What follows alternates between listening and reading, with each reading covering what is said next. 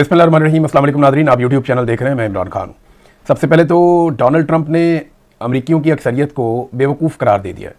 Frustration बहुत बढ़ती जा रही है। डोनाल्ड ट्रंप को भी इस बात का आइडिया है कि इस लड़ाई को वो जिस तरफ लेकर जा रहा है, फेस सेविंग लेने के चक्कर में वो अपने आप को ज़्यादा रिस्क में डाल रहे हैं। अब या तो ईरान का टोटल लॉस करने के बाद उन्हें कोई ना कोई जवाब देना पड़ेगा कि ये इतने बड़े बड़े जंगी जुराइम उन्होंने क्यों किए। डोनाल्ड ट्रंप से अब मीडिया सख्त सवाल भी करना शुरू हो गया। जब डोनाल्ड ट्रंप से ये पूछा गया कि जनाब जंगबंदी कब तक होगी, ये चीज़ें पूछी गई, तो डोनाल्ड ट्रंप ने कहा कि बदकिस्मती से अमरीकी अवाम चाहते हैं कि हम घर वापस आएँ।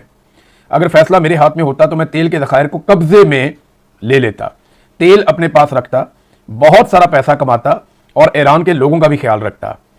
तो जो लोग डोनाल्ड ट्रंप के मुखालिफ हैं जंग में, उन अमरीकी शहरियों को डोनाल्ड ट्रंप ने बेवकूफ़ करार दे दिया। अभी एक दिन पहले जो CNN का सर्वे था वो ये बता रहा था कि 68% अमरीकी जो हैं वो खिलाफ हैं और अमरीकियों की अक्सरियत जो है वो जंग की जो पॉलिसी है डोनाल्ड ट्रंप की उसके खिलाफ है। तो अक्सरियत अमरीकियों की उसको डोनाल्ड ट्रंप बेवकूफ़ करार दे रहा है और तेल पे कब्जे का उसका ख्वाब है। जैसे वेनेजुएला के तेल पर कब्जा, इराक के तेल पर कब्जा, मिडल ईस्ट के तेल पर कब्जा, लीबिया के तेल पे अपनी कंपनियों का कब्जा और फिर बिलाखिर ईरान तक ये पहुंच गए। अब एक और स्टेटमेंट में जब उनसे पूछा गया हमलों के हवाले से, तो डोनाल्ड ट्रंप ने कहा जी उन्होंने ईरानियों को जानवरों से तशबीह दी कि इंफ्रास्ट्रक्चर वो तबाह करेंगे। और यानी अजीबोगरीब किस्म के स्टेटमेंट डोनाल्ड ट्रंप दे रहे हैं। जब सवाल किया गया तो उन्होंने कहा ये जानवर हैं ईरानी, एनिमल्स करार दिया। और ये जवाब बनाया कि जी वहां पे क्योंकि बहुत ज़्यादा एहतजाजी मुजाहरों को कुचला गया है, तो वो तो पाकिस्तान में भी किया गया, वो तो बाकी जगहों पे भी किया जाता है। लेकिन क्योंकि इस वक्त ईरान के ऊपर हमला मकसूद था तो ईरानियों को जो है वो जानवर करार दे दिया। और फिर जब डोनाल्ड ट्रंप से ये सवाल किया गया जनाब लोग आपको पागल कह रहे हैं और आपको ज़हनी मरीज कहते हैं, तो इस पर डोनाल्ड ट्रंप ने कहा जी मुझे कोई फ़र्क नहीं पड़ता। फिर सबसे ज़्यादा तनकीद डोनाल्ड ट्रंप पे इस बात पे हो रही है कि डोनाल्ड ट्रंप ने गालियाँ दी हैं। और जब उससे पूछा गया कि आपने गालियाँ दी, उसने कहा जी बिल्कुल मैंने दी हैं। ये लोग आपको ज़हनी मरीज कहते हैं, जी मुझे इससे कोई फ़र्क नहीं पड़ता। ये जिस आदमी की हालत हो जाए वो मामले को कहाँ तक ले जाएगा इसका आप अंदाज़ा लगा सकते हैं। फिर इसमें एक और चीज़ है, डोनाल्ड ट्रंप ने कहा कि मंगल फाइनल है। यानी डोनाल्ड ट्रंप से पूछा गया ना कि आप बार बार टाइम बढ़ा देते हैं, पहले आपने कहा जी कि 2 दिन, फिर कहा 5 दिन, फिर कहा 10 दिन, तो एक और नई डेडलाइन आएगी। तो इस पर डोनाल्ड ट्रंप ने कहा ये डेडलाइन कोई नहीं है, अब मंगल फाइनल है। पाकिस्तान ने जो तजावीज़ दी, रॉयटर्स के मुताबिक पाकिस्तान के आर्मी चीफ ने ये कार्रवाई की। उन्होंने रब्ता किया ईरान से भी, अमेरिका से भी, और तजावीज़ बनाकर दोनों ममालिक के साथ शेयर की कि ये वो एक बीच का रास्ता है जिससे जनाब आप लोग मुज़ाकरात करके इससे निकल सकते हैं लड़ाई से, क्योंकि पाकिस्तान को सूट करता है कि जंगबंदी हो जाए। आसिम मुनीर ने कोशिश की, हालांकि ये पाकिस्तानी हुकूमत को करना चाहिए था, आसिम मुनीर साहब का ये मैंडेट नहीं है, लेकिन जो कोशिश की उसमें ईरान के सामने जो चीज़ें पाकिस्तान ने रखी उसमें एक तो ये था फौरी तौर पर जंगबंदी होगी, आबनाए हुर्मत फौरी तौर पर खुल जाएगी और 15 से 20 दिन के अंदर मुस्तकिल जंगबंदी के उसूल तय पा जाएंगे और इतने अरसे में ईरान आइंदा कभी भी एटमी पावर नहीं बनेगा, ये भी तय कर लेते हैं। और उसके साथ ईरान पे से कुछ पाबंदियां भी उठा ली जाएंगी और ईरान जो है उसको कुछ सहूलियात भी फराहम की जाएगी, जैसा कि उसके कुछ एसेट्स हैं या उसके कुछ फ्रीज हुए हैं असासे, वो सारे उसको वो मिल जाएंगे, जो कुछ भी उसका जब्त किया हुआ है। ये ईरान को पाकिस्तान ने कहा, लेकिन पाकिस्तान क्या इसकी गारंटी दे सकता है? तो जवाब है कि नहीं दे सकता। मैं आपको एक मिसाल देता हूँ, 2 मिसालें हमारे सामने हैं, एक हमास की और एक अफगानिस्तान की। इन दोनों ने अमेरिका के साथ मिलकर डील की थी। जब हमास ने अमेरिका के साथ मिलकर डील की थी, उस वक्त जो सालिस थे वो तुर्की और मिस्र थे। उन्होंने गारंटी दी थी कि ऐसा कुछ नहीं होगा, आप जंगबंदी करें। तो हमास ने अमेरिका के साथ, इसराइल के साथ जंगबंदी कर दी, वो जंगबंदी हो गई। हमास ने अपने तमाम वादे पूरे किए, लेकिन दूसरी जानिब से लगभग 800 के करीब फलस्तीनियों को शहीद किया गया। इसराइल की जानिब से बार बार वायलेशन की गई और ना तुर्की कुछ कर सका, ना मिस्र कुछ कर सका, ना बोर्ड ऑफ पीस के अंदर बैठा हुआ पाकिस्तान कुछ कर सका। 2000 के करीब जो फलस्तीनियों को जख्मी कर दिया गया और इसराइल को कोई नहीं रोक सका और अमेरिका ने कुछ भी नहीं किया। जंगबंदी हालांकि वो हुई थी। हाँ, एक वाकया जो है वो तालिबान के साथ जंगबंदी का था अमेरिका का। वहां पे तालिबान ने अपनी ना सिर्फ तमाम शराइत मनवाई, बल्कि तालिबान ने फोर्सफुली ऐसी जंगबंदी की कि दोबारा जंग अमेरिका के साथ तालिबान की हुई नहीं। लेकिन उसके लिए तालिबान को लंबे अरसे तक जंग जारी रखनी पड़ी। कतर के अंदर वो मुज़ाकरात हुए थे, पाकिस्तान ने एक दौर के अंदर कोई सहूलतकारी भी की थी और उसके बाद जो है वो अमेरिका और तालिबान डायरेक्ट हो गए, ये बैठते थे कतर के अंदर मुज़ाकरात करते थे। तो ईरान के सामने दोनों मिसालें। इसी बुनियाद पर ईरान ने जो आर्जी जंगबंदी है उसे मुस्तरद कर दिया। ईरान ने कहा जी कि आर्जी जंगबंदी नहीं चाहिए, हमें मुस्तकिल जंगबंदी चाहिए और इस बात की गारंटी भी चाहिए कि आइंदा हमारे ऊपर हमला नहीं किया जाएगा। अब ये गारंटी कौन दे सकता है? पाकिस्तान तो नहीं दे सकता। और अगर ईरान को कुछ ममालिक ये गारंटी दे सकते हैं तो उन ममालिक को बीच में आना पड़ेगा, जैसा कि यूरोपीय यूनियन है, अक़वाम मुत्तहिदा है, रूस है, चाइना है, बाकी ममालिक हैं, अरब ममालिक हैं, कम से कम अरब ममालिक ये तो गारंटी देंगे कि आइंदा उनकी सरजमीन से ईरान के ऊपर कोई भी चीज फायर नहीं होगी, ये गारंटी देनी पड़ेगी। और अगर होगी तो ईरान उसकी क्या कीमत चुकाएगा, ये गारंटी भी देनी पड़ेगी। देखिए, अरब ममालिक के अंदर जो अमरीकी अड्डे हैं वो ईरान के खिलाफ हैं, इसराइल के खिलाफ नहीं है। पूरी दुनिया में एक भी अमरीकी अड्डा इसराइल के खिलाफ नहीं है, बल्कि अरब ममालिक में जितने भी अमरीकी अड्डे हैं, अरबों का किससे लड़ाई है? पाकिस्तान के साथ नहीं है, इंडिया के साथ नहीं है, अरबों की यूरोप के साथ लड़ाई नहीं है, बड़े शानदार ताल्लुकात हैं। मगरबी ममालिक हो या अफ्रीका हो, कहीं पे भी अरबों की लड़ाई तो है ही नहीं, ना अरब आपस में लड़ते हैं।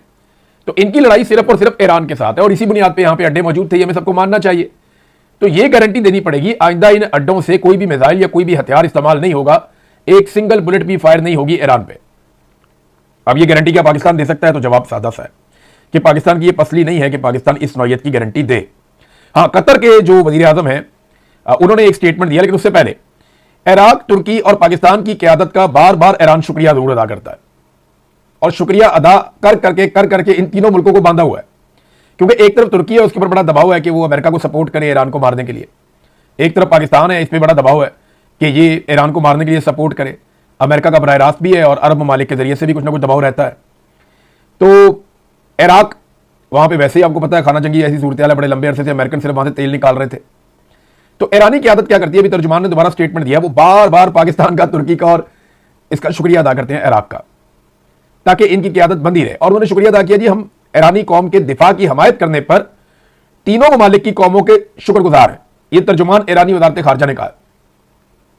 तो वो इनका इतना शुक्रिया अदा करते हैं ताकि ये जंग से बाहर ही रहे कि जनाब आप तो बड़े अच्छे हैं, आप तो हमें भी अच्छा समझते हैं, आप हमारे खिलाफ किसी लड़ाई का हिस्सा भी नहीं बन रहे, बल्कि आपकी आवाम हमें सपोर्ट कर रही है, हम आपकी आवाम का शुक्रिया अदा करते हैं। ये ईरान की बड़ी जबरदस्त हिकमत अमली है और वो इस हिकमत अमली को लगातार लेकर चल रहा है। अच्छा, तो तारीखी खौफनाक ऑपरेशन हुआ ईरान के अंदर अमेरिका की जानिब से, उसकी तफसीलात सामने आना शुरू हो गई हैं। रॉयटर्स ने उसके बारे में लिखा, वॉल स्ट्रीट जर्नल ने उसके बारे में लिखा, कुछ और अमेरिकी अखबार उसके बारे में लिख रहे हैं। ईरान कुछ और कह रहा है, अमेरिका कुछ और कह रहा है। हकीकत क्या है वो वक्त आने पर चीज़ें खुलती हैं, लेकिन जितना बड़ा और खौफनाक ये ऑपरेशन था, ये एक पायलट के लिए हो नहीं सकता। अब 2-3 पॉसिबिलिटीज़ हैं जिसके ऊपर माहिरीन बात कर रहे हैं। नंबर 1 ये है कि पायलट को रेस्क्यू करने वाला ऑपरेशन तो बड़ा महदूद था, लेकिन ऑपरेशन के लिए जो लोग गए थे वो भी फंस गए और उनके तैयारे भी गिर गए। लिहाजा अब इतनी बड़ी तादाद में अमेरिकन वहां पे ईरानी सरजमीन पे मौजूद थे कि उन सबको निकालने के लिए एक बहुत बड़ा ऑपरेशन करना पड़ गया, और अब अमेरिका का दावा है कि वो सारे निकाल लिए गए। पहली तो कहानी ये है। दूसरा ये है कि ये पायलट को रेस्क्यू करने वाला ऑपरेशन नहीं था, ये उससे काफी दूर इलाका है जहां पे ऑपरेशन किसी और नौयत का था। कुछ माहिरीन का मानना है, या ईरान के कुछ लोग ये दावा कर रहे हैं कि कुछ यूरेनियम लेने के लिए अमेरिकन ने एक ऑपरेशन किया है, कि उनका निशाना यूरेनियम है, वो उसको उठाकर वहां से ले जाएं और जाकर कहें ये वॉर ट्रॉफी है, ट्रंप के सामने रख दें और ट्रंप कहे जनाब कि हम यूरेनियम ले आए उठाकर, लिहाजा हमारी जीत हो गई है। ये भी एक रीजन हो सकता है। और तीसरा, अमेरिकन कोई ऐसी कार्रवाई डालने वहां पे गए थे ईरान में जिसके बारे में शायद अभी किसी को पता नहीं है। कुछ भी हो सकता है ना, लेकिन आप जरा फिगर सुनेंगे तो आपको आइडिया हो जाएगा। छोटी मोटी कार्रवाई नहीं हुई है, बहुत बड़ा ऑपरेशन हुआ, पूरी जंग हुई है। एक 100 स्पेशल फोर्सेज के एहलकार हैं, जो 100 के करीब कमांडोज हैं अमेरिकन, जो वहां पे गए थे। दर्जनों जंगी जहाज और हेलीकॉप्टर भी वहां पे गए थे। CIA ने अपनी खुफिया मालूमात फराहम की, मुसाद ने अपनी खुफिया मालूमात फराहम की, और गुमराह कुन मालूमात वहां पे फैलाई भी गई। B-1 बम्बार तैयारों ने 2000 पाउंड वजनी 100 सैटेलाइट गाइडेड बम भी गिराए। अब ये बम क्यों गिराने पड़े? तो इसके लिए हमने सैटेलाइट फुटेज देखी, तो उसमें पता चलता है कि ईरान में जिस एरिया में ये सारी बमबारी हुई है, उसके आसपास जो मेन सड़कें और पुल हैं उनको तबाह कर दिया गया था, ताकि इस एरिया में ईरानी सप्लाई ना पहुंच सके, ईरानी फोर्सेज यहां पे जमीनी रास्ते से ना आ सके। इसलिए इस रास्ते पे आने वाली सड़कों के अंदर बहुत बड़े बड़े गड़े डाल दिए गए, इतने बड़े बम फेंक कर। यानी ये बहुत कई मीटर बड़े और चौड़े जो हैं वो ये गड़े पड़ गए हैं सड़कों पे, और ये इसमें इस्तेमाल किया गया B-1 बम्बार। ये आपको पता है कि ये कंक्रीट के बंकर्स को भी तबाह कर देता है, 2000 पाउंड इसका वजन है, तो ये इसको भी इस्तेमाल किया गया। ये 100 सैटेलाइट गाइडेड बम गिराए गए हैं। MQ-9 रिपर्स ड्रोन जो हैं ये भी इस्तेमाल किए गए, इनसे बमबारी की गई और उन लोगों को रोकने की कोशिश की गई जो उस स्पेसिफिक एरिया की तरफ आना चाह रहे थे। एक दावा किया गया कि जो पायलट था ये जाके कहीं पहाड़ों के अंदर दरार है जिसके अंदर घुस के छुप गया था, और इसने अपना एक कोड भिजवाया था कि मैं जिंदा हूं और यहां मौजूद हूं, अपनी जिंदगी का इसने एहसास दिलाया। फिर इसको लेने के लिए जो फौजी गए वो भी फंस गए, उनके जो तैयारे हैं वो दोबारा फ्लाई नहीं कर सके, वो वहीं धंस गए, और उसके बाद फिर एक बड़ा ऑपरेशन करना पड़ा। और फिर इस आदमी को वहां से इसके टखने में बताया जाता कि चोट लगी है, जो एयरफोर्स का आदमी था जो गिरा था अमेरिकन तैयारे से, जो इजेक्ट हुआ था, तो उसको वहां से रेस्क्यू किया, बाकियों को रेस्क्यू किया और फिर एक बड़े रेस्क्यू ऑपरेशन के जरिए से निकाला गया। ये अमेरिकन मीडिया कह रहा है। ईरानी मीडिया कह रहा है ये कोई और कार्रवाई डालने आए थे, उन्होंने इनकी कार्रवाई पूरी नहीं होने दी, मकामी कबाइल ने और जो ईरानी फोर्सेज हैं उन्होंने इनको नाकाम बनाया है। दूसरा दावा यह है ईरान के ऊपर डेडलाइन खत्म होने से पहले ही बड़े खौफनाक हमले किए जा रहे हैं। Sharif University of Engineering and Technology बहुत बड़ी ईरान की एक इंजीनियरिंग की यूनिवर्सिटी है, वहां से साइंटिस्ट पैदा होते हैं, इंजीनियर्स पैदा होते हैं ईरान में। तो इस यूनिवर्सिटी के ऊपर बंकर बस्टर बम मारे गए हैं और यूनिवर्सिटी की लेबॉर्ट्री समेत बहुत सारे एरियाज को तबाह कर दिया। अब ये तो देखें ना, यूनिवर्सिटी के अंदर तो बम नहीं बन रहे ना, ये कोई इंफ्रास्ट्रक्चर फौजी वाला तो नहीं है, यहां तो तालीम मिल रही है। तो अमेरिका इसको यकीनी बना रहा है कि ईरान के पास को पढ़े लिखे लोग भी ना बचें, और अगर बचें तो यूनिवर्सिटियां तबाह कर दें ताकि आइंदा भी ईरान के अंदर तालीम का सिलसिला रुक जाए। तो ये जनाब बम मारे गए हैं यूनिवर्सिटियों के ऊपर, कई यूनिवर्सिटियां तबाह की गई हैं, अस्पताल तबाह किए गए हैं, बहुत सारे पुल तबाह किए गए हैं। और इसके अलावा ईरान का जो शहर है शिराज, वहां पे ईरान के कुछ पावर प्लांट है उनके ऊपर अटैक किया गया, एक इंडस्ट्री है उस पर हमला किया गया, एक पेट्रोकेमिकल प्लांट है ईरान का बहुत बड़ा, उसको तबाह किया गया। इसराइली वज़ीर दिफा के मुताबिक वो अब तक ईरान की पेट्रोकेमिकल जो प्रोडक्शन है उसका 85% तबाह कर चुके हैं। और ये जो अभी एक बड़ा प्लांट पेट्रोकेमिकल का तबाह किया गया है, इसके बारे में इसराइल ने दावा किया कि ये ईरान का 50% प्रोडक्शन करता है, और इससे पहले जो तबाह किया गया इसको मिला के लगभग 85% ईरान की जो पेट्रोकेमिकल की सहूलियात है उन्हें तबाह कर दिया गया ईरान में। दूसरी जानब ईरान ने भी डेजर्ट के अंदर इसराइली केमिकल प्लांट को निशाना बनाया और उसकी वीडियो भी आई कि वो भी तबाह हो गया। तो एक दूसरे के ऊपर भरपूर किस्म के अटैक किए जा रहे हैं ईरान की जानिब से और इसराइल की जानिब से, और अभी जो डेडलाइन है जो अमेरिका ने दी हुई है वो पूरी नहीं हुई। ईरानी जो सोर्सेज हैं वो ये दावा कर रहे हैं कि अगर अमेरिका मुकम्मल तौर पर हमारे पावर प्लांट्स को तबाह कर देता है, इसके बावजूद ईरान में बिजली मुकम्मल बंद नहीं हो सकेगी। वो कहते हैं जी हमारा सेंट्रलाइज सिस्टम नहीं है, हमारे अलग अलग सिस्टम काम करते हैं, हम मुतबादल निज़ाम को चलाकर कुछ ना कुछ करके अवाम को बिजली फराहम करते रहेंगे। इसका मतलब यह है कि ईरान के दिमाग में यह बात है कि ये प्लांट तबाह भी हो गए तो फिर क्या करना है, यानी वो इस लड़ाई को लड़ने पर तुले हैं।